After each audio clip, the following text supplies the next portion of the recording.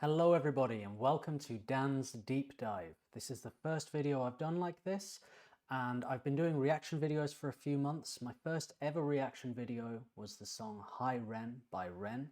Since then I've been going down the Ren rabbit hole, checking out all his music. I've reacted to all his chapters and got a really good overview, I think, of what he's about musically and as a person, his kind of mission and philosophy and everything. And I thought it would be a good idea to start coming back to certain particular songs that I've absolutely loved reacting to, and do another video on them where I go a little bit deeper. The first time I saw this, it got a very personal reaction from me, as I'm sure it did many of you when you first heard Hi Ren. So I tried the best I could to kind of break it down musically, and I think I did an okay job. But this video, we want to go a little deeper, you know, section by section, looking at the music, the lyrics, and the visuals, try and understand what the song is conveying, basically. This is, of course, just my interpretation, but hopefully this resonates with you in some way. So I'm going to sort of play a section of the video, and then we're going to talk about it. All right, so let's get stuck into Hi Ren.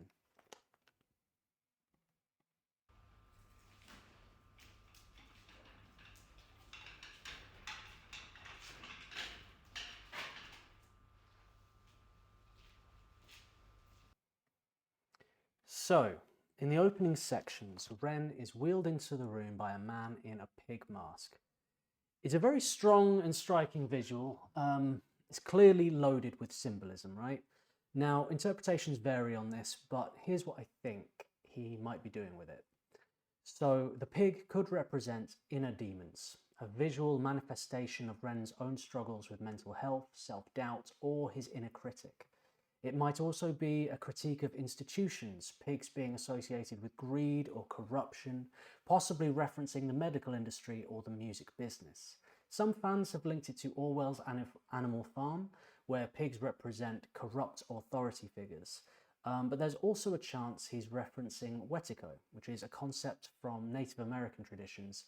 It's about a kind of parasitic mindset driven by selfishness and greed.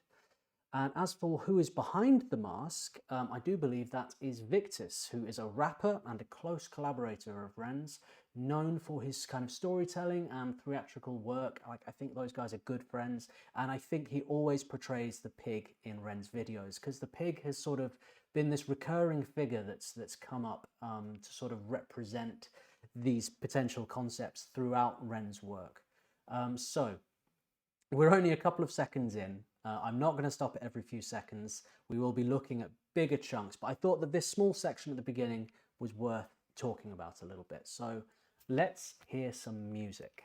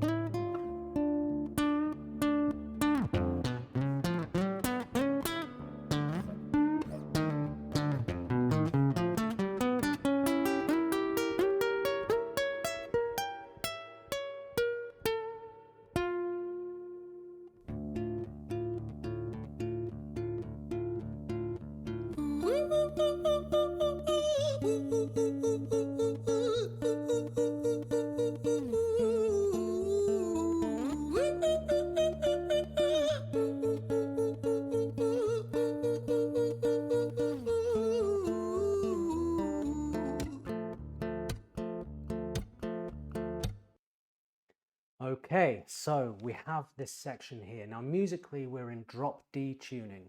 I did looked into it a little bit, and that's something I actually noticed on my initial reaction. So drop D tuning it's common in fingerstyle and percussive acoustic playing, because it gives the guitar a deep sort of droning quality, because you can keep on hitting that D note and it just kind of fits with everything you're playing. So it also makes certain power chords easier to hit. So what I kind of said in my initial reaction was you can kind of be a bit more loose and messy with it in a way, and it can sound really, really cool, you know? because Ren wants a lot of freedom with what he's putting across here musically. So this finger picking style here blends sort of neoclassical flamenco influences, some modern fingerstyle, and with the sort of alternating bass lines, there's some kind of folky flavors in there as well. Ultimately, it feels very intimate and raw, doesn't it? In terms of modes, the intro sort of dances between D minor, D Phrygian, and D Dorian. Might sound a bit technical, but in a quick, simple breakdown of what modal scales are, is modes are essentially different kinds of musical scales. You can think of them like emotional color palettes, right? They use the same notes as each other, often drawn from a parent major scale, but they start in different places and rearrange the order of tones and semitones, which changes how they feel. So here's how the ones that Ren is using here kind of work in this. So he has D minor, right, which is D, E, F, G, A, B flat, C. That's how a key is made up. You have a list of notes, that's your scale. You can make chords out of the notes of those scales, or you can play all those notes individually. Once you have that key set, any of those notes will work. I like to think of music a little bit like food, and kind of thinking of different keys, different genres as different cuisines. You know, it's like if we think of D minor as our curry, we know that we can use coriander, cumin, garam masala.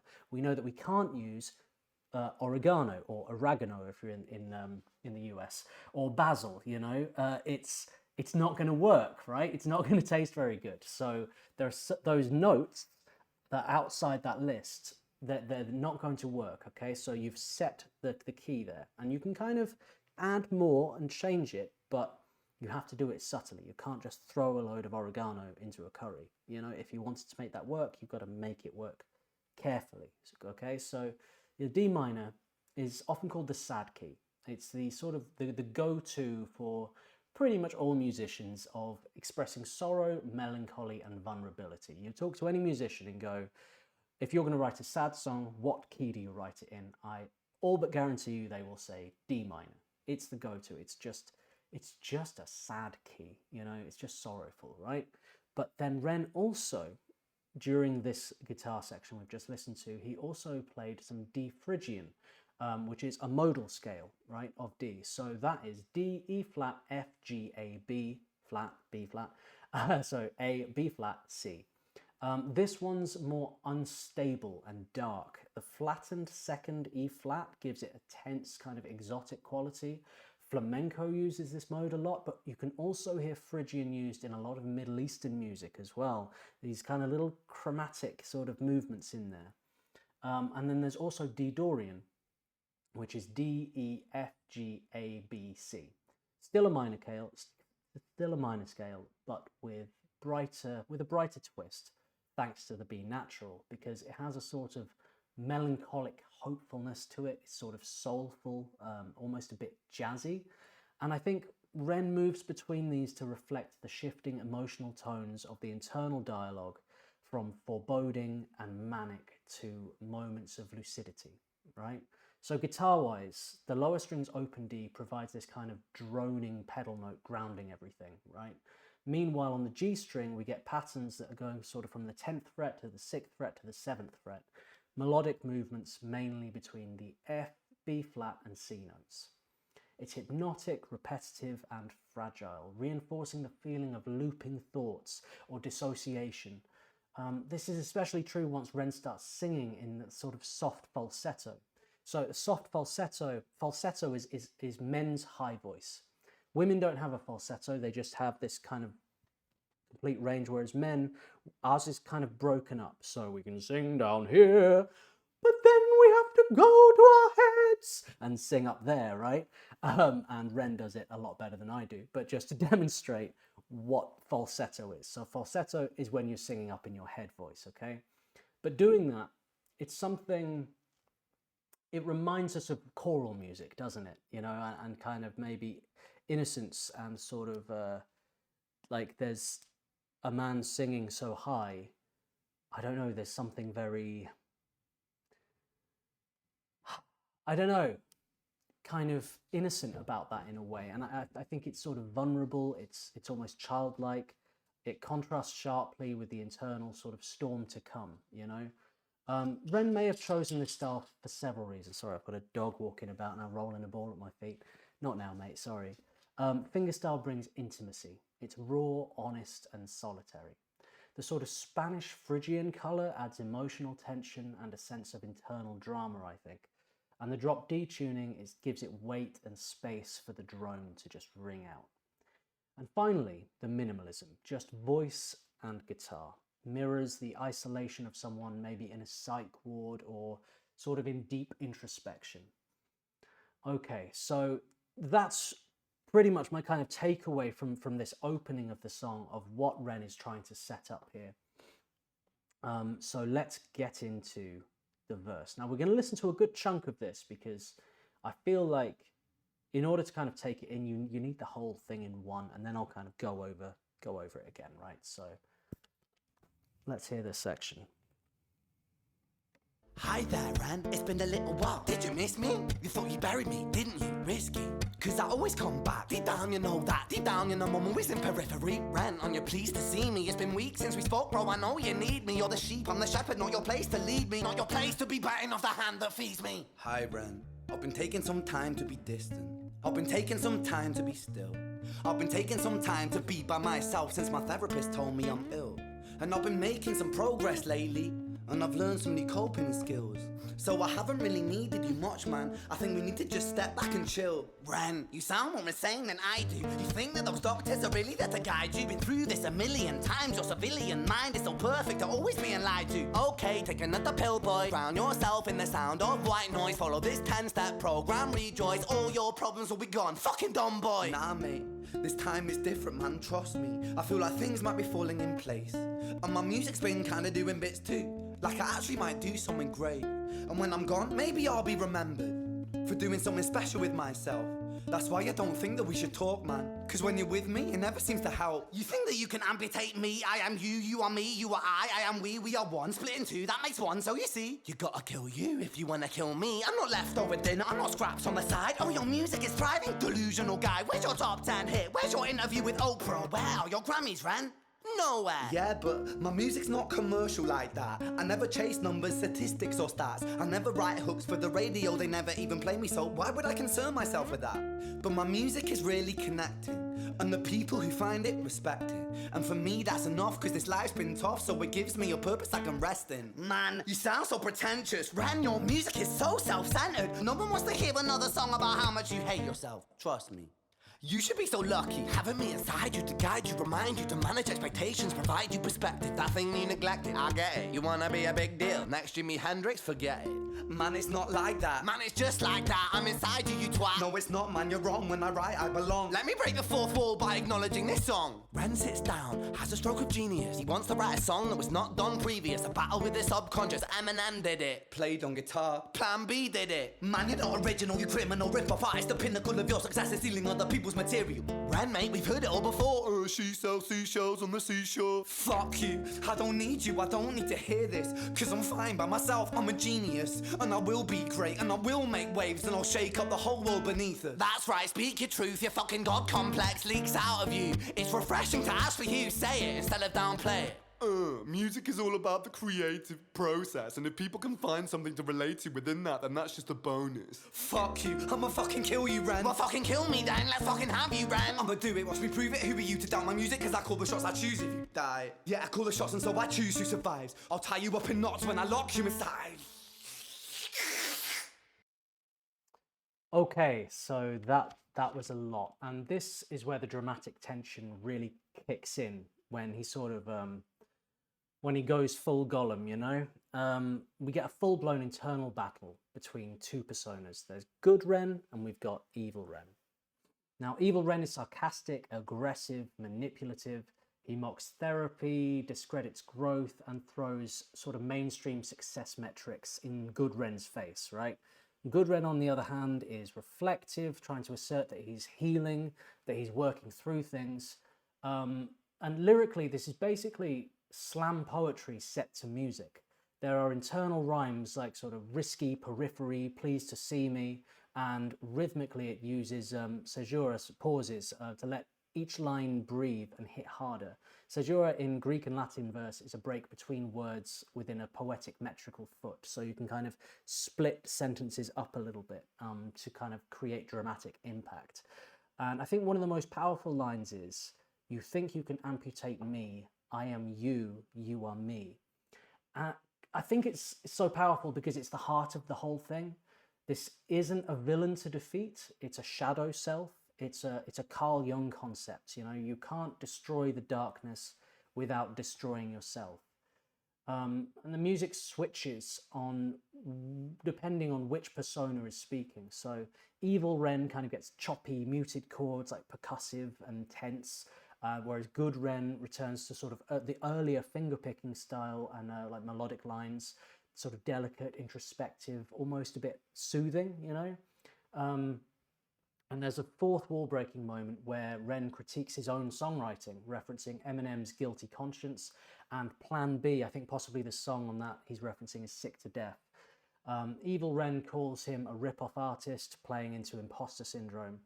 And the whole section, it feels like sort of theatrical exorcism, you know, it's brutal, it's honest, and it's very human. And I think it's done so well how he kind of shows the light and the dark, but it feels like a lot's happening, you know, there's a lot to take in while you're listening to it. And obviously the sort of the craftsmanship of the words, you know, the way the lyrics put together is really outstanding, and it's more like poetry than what I would think of as traditional rap. But the music is doing a great deal as well to kind of score the soundtrack to this film that you're watching in your mind, that this journey you're being taken on, you know. So now we're going to get into the next section, which is one of my favorite sections of the song, which is sort of the evil bridge, right? So let's have a bit of this and see what's going on here. Newsflash! I was created at the dawn of creation. I am temptation. I am the snake in Eden. I am the reason for treason. Beheading all kings, I am sin, with no rhyme or reason. Son of the morning, Lucifer, Antichrist, father of lies. Mephistophelies, truth in a blender, deceitful pretender, the banished avenger, the righteous surrender when standing in front of my solar eclipse. My name is stitched to your lips, so you see, I won't bow to the will of a mortal. Feeble and normal, you wanna kill me, I'm eternal immortal. I live in every decision that catalyzes chaos, that causes division. I live inside death, the beginning of end. I am you, you are me, I am you, Ren.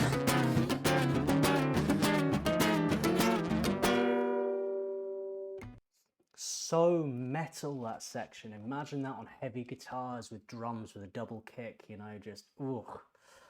But this is the moment in the song where Evil Ren takes full control. So musically, lyrically, and psychologically, everything becomes chaotic. It kicks off with the line "Newsflash," which is a tone shift that signals Evil Ren is no longer just whispering doubts in Good Ren's ear, he's shouting them. This section is angry, it's erratic, and it's unrelenting.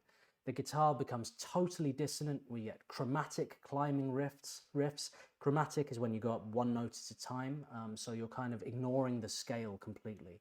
So he's literally going up fret by fret, no tonal center to what he's playing at all, it's just loose. He's got these sort of power chord jabs played hard with pauses in between to create tension. That's very metal. And then more metal, we have the sort of machine gun strumming, kind of rapid, syncopated, and aggressive. There's a 3-2-1 countdown at the end of this section. It feels like a panic attack set to music. You know, the guitar mirrors a spiraling mind, a total loss of control. And tonally, I think this section is kind of inspired by bands like Tool, a little bit of Rage Against the Machine, kind of at the drive-in. There's a little bit of post-hardcore kind of influences here, I think. I'd be interested to know if Ren's ever said what his influences are for this song, but, you know, he's somebody who listens to so much music. So many things have gone in there, you know, that he's then Renified in his mind. You know, so it's sort of, it's punky, it's unfiltered, it's almost uncomfortable, this section. And that's the point. This is Evil Ren having his final word, his final say, making his sort of last power play, right? He's not subtle here like he was before, or sarcastic or anything like that. He's dominating. He's like evil. It's sort of emotionally, it kind of represents a panic spiral, a psychotic break, or simply the sort of loudest version of that inner critic that we all have, right? When it's taken the wheel and starts taking over your actions and what you do, you know, and you kind of start you're enslaved to your inner critic. Yeah, and sort of from this point now, everything starts to shift. This is the climax of the internal war, and after this, we move towards something softer, wiser, and more integrated. So, let's get into the next part, which I call Good Ren Returns. Let's hear this.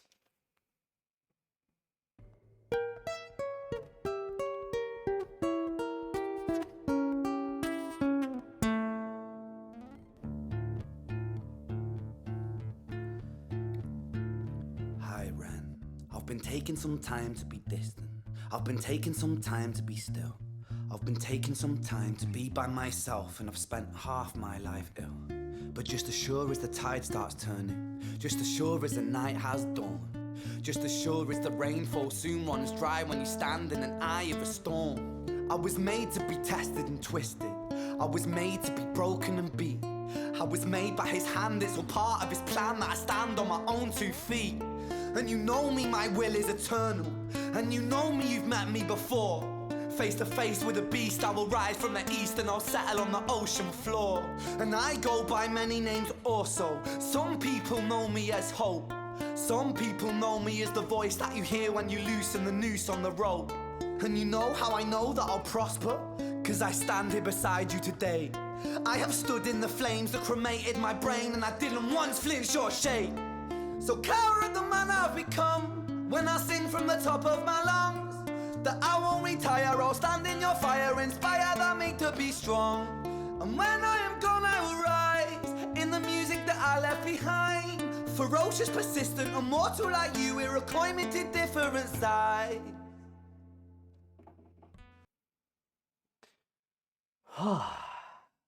Good Ren returns. This is where the storm starts to clear. Good Ren re-emerges, but not in the same fragile way as before. He comes back with calm, clarity, and strength.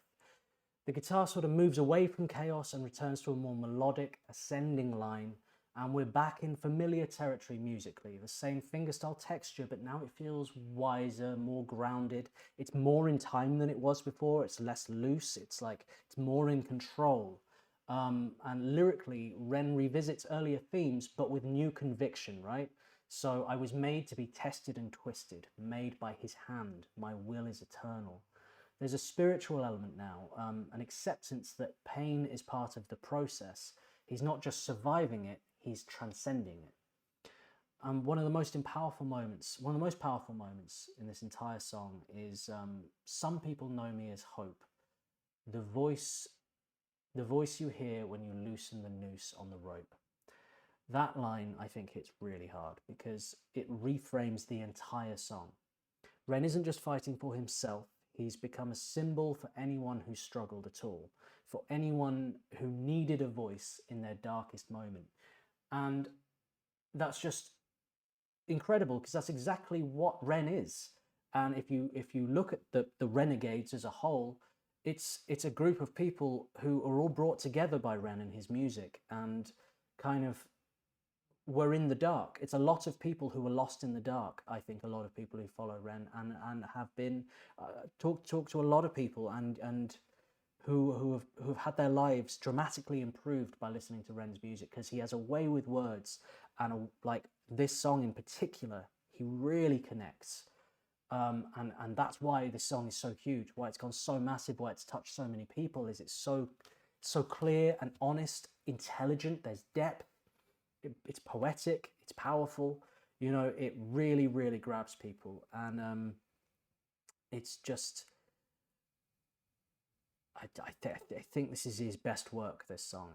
It's really, really incredible. And I feel that in this song, he kind of, by saying these words, he kind of became that. He has become, you know, the voice that for people when they feel the noose tightening. Ren has helped loosen that for a lot of people. So, you know, he's kind of made that into a reality. So guitar-wise in this section, we're using the same open D, of course. He hasn't changed tunings, the same melodic phrasing. But now the playing, as I say, it's stronger, it's clearer, like it's standing tall rather than kind of curling inward like it was before. Because he's not denying the pain, he's walking through it with his head held high. And there's also a sense of legacy here, like when I'm gone, I will rise in the music I left behind.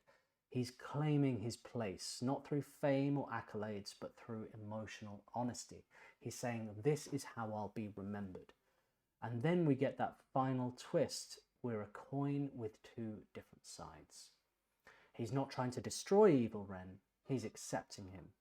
Integration over eradication, shadow and light coexisting. This is the psychological turning point, the shift from internal war to wholeness, you know, because this whole song has been a battle, but there's resolution to the conflict at the end. And then, you know, you think at this point, where can he possibly go next? Because we've had this conflict, then Evil Ren's taken over, then we've had Good Ren. There hasn't been any kind of cohesive structure in the song so far. It's been one thing after the next. So musically, structure-wise, where do we go now? Do we have a chorus? Is it constantly evolving? What's the situation? So let's have a little listen to this.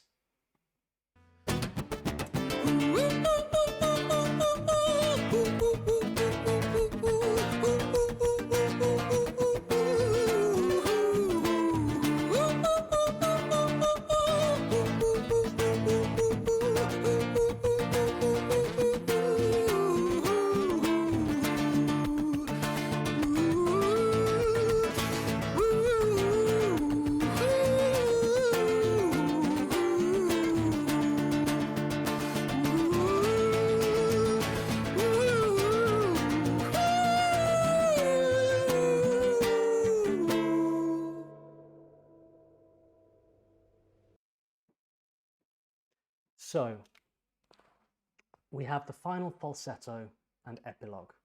This final section brings the emotional resolution. The falsetto motif returns, the same one we heard near the start, but now it's transformed. So earlier this melody was played delicately, the guitar music was played delicately with fingerpicking and a sense of fragility.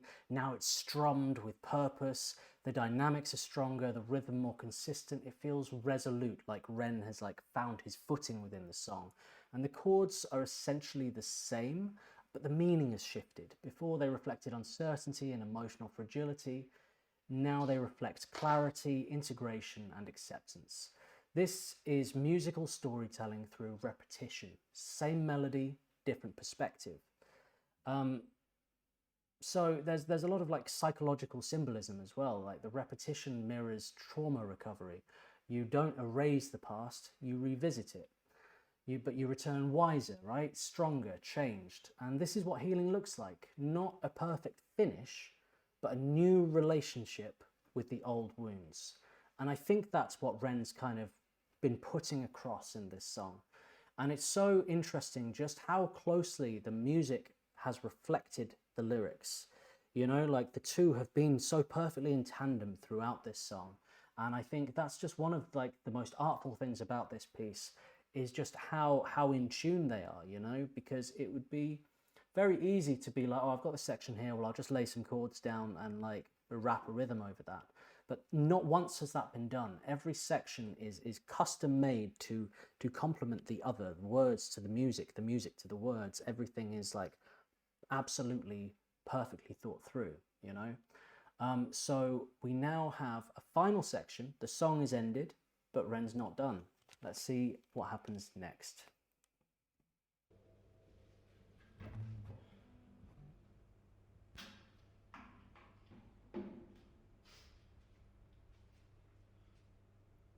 When I was 17 years old, I shouted out into an empty room, into a blank canvas, that I would defeat the forces of evil. And for the next 10 years of my life, I suffered the consequences, with autoimmunity, illness, and psychosis. As I got older, I realized there were no real winners and there were no real losers in psychological warfare, but there were victims and there were students. It wasn't David versus Goliath. It was a pendulum, eternally swaying from the dark to the light. And the more intensely that the light shone, the darker the shadow it cast. It was never really a battle for me to win. It was an eternal dance. And like a dance, the more rigid I became, the harder it got. The more I cursed my clumsy footsteps, the more I struggled. So I got older, and I learned to relax. And I learned to soften, and that dance got easier. It is this eternal dance that separates human beings from angels, from demons, from gods. And I must not forget, we must not forget, that we are human beings.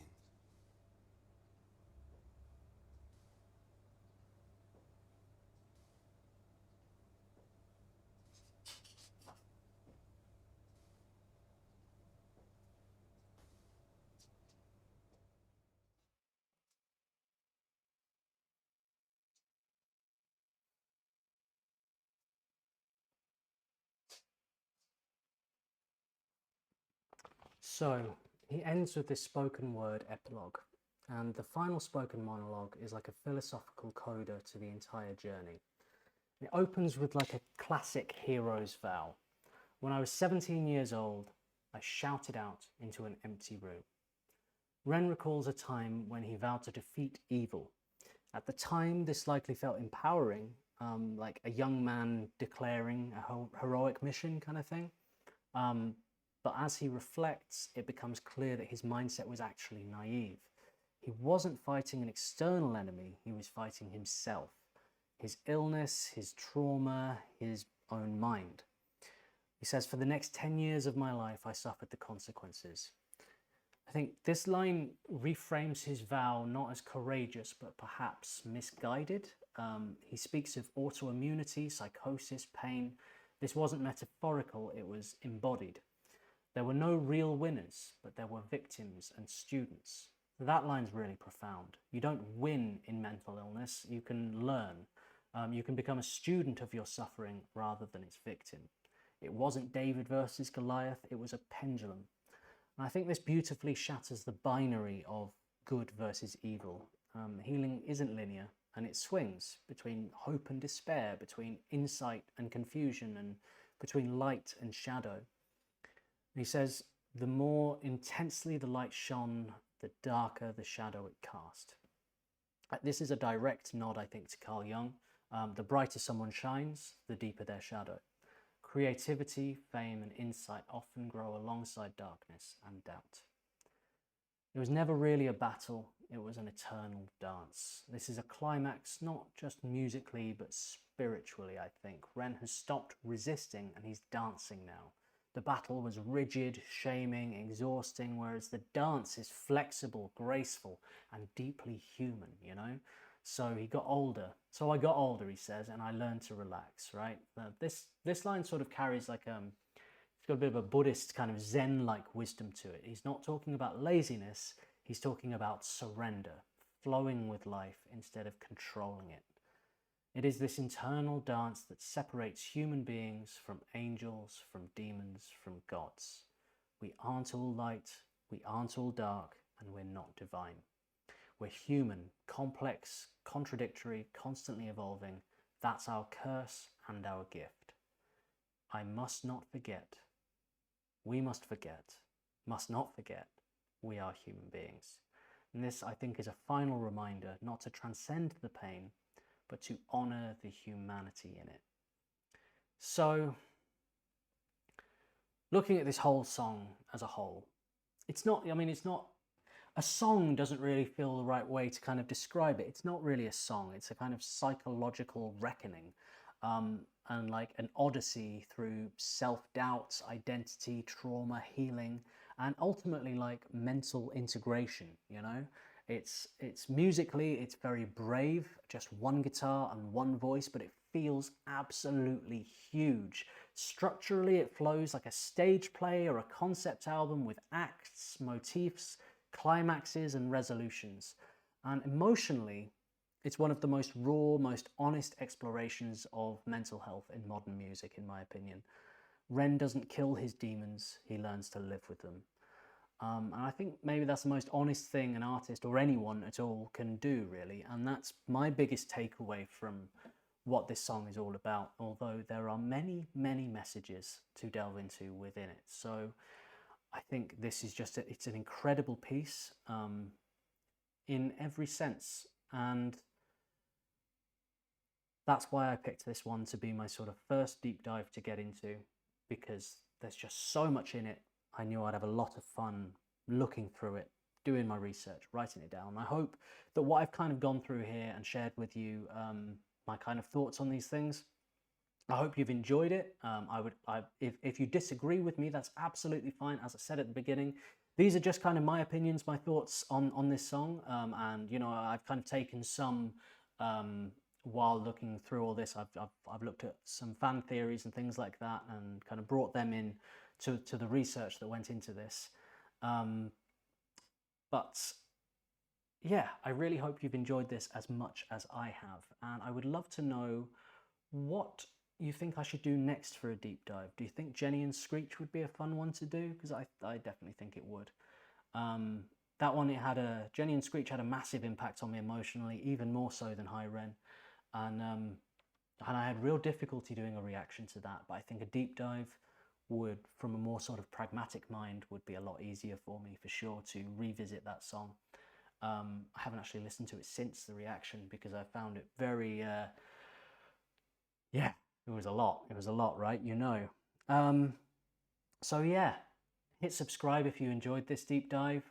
I do reaction videos. I've got them coming out every day. I do live streams every Friday. We have members if you want early access to videos. It's only $5 US a month. I have a buy me a coffee if you'd like to make a request. And yeah, as always, everybody, take care of yourselves. I hope you've enjoyed this. Peace and love. Bye.